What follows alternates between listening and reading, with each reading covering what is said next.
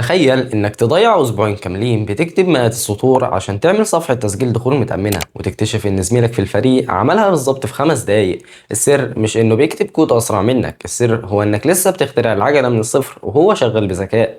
أهلا بيك في عالم الفريم وركس أو أطر العمل. إطار العمل ده باختصار عبارة عن هيكل أساسي جاهز ومبني مسبقا لبرمجة التطبيقات والمواقع. هو بيشيل عنك كل المهام المتكررة والمملة اللي بيحتاجها أي مشروع، زي إعدادات الأمان والاتصال بقواعد البيانات وتوجيه الصفحات، وبيسيب لك أنت الحرية الكاملة عشان تركز مجهودك في كتابة الميزات الفريدة الخاصة بفكرة تطبيقك وبس. أضيف لده إن الفريم ورك بيجبر جميع المطورين على اتباع أسلوب وتنظيم موحد في كتابة الكود. ده معناه إنك لو دخلت على مشروع مبني بنفس إطار العمل اللي بتفضله، هتفهم كود زميلك في ثواني كأنك أنت اللي كاتبه. كمان بيوفر لك أعلى درجات الاستقرار والأمان، لأن الكود ده متجرب ومفحوص من آلاف المطورين حول العالم، وأي ثغرة فيه بتتقفل فورا بتحديثات دورية.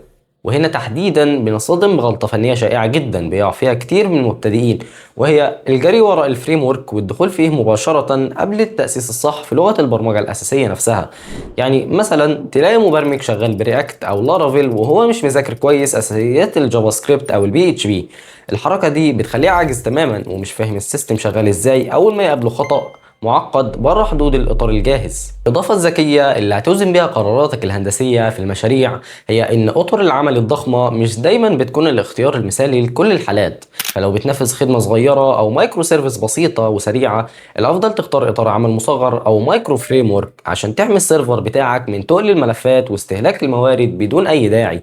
في النهاية الفريم ورك ده هو المساعد الشخصي اللي بيحولك من مجرد كاتب كود تقليدي لمطور احترافي بيركز على حل المشكلات الكبيرة والإبداع. شاركوني في الكومنتات ايه هو اطار العمل الأساسي اللي معتمدين عليه في مشاريعكم الحالية. اعمل لايك وسبسكرايب عشان تفضل دايما في قلب كواليس التك وإدارة الأنظمة الذكية.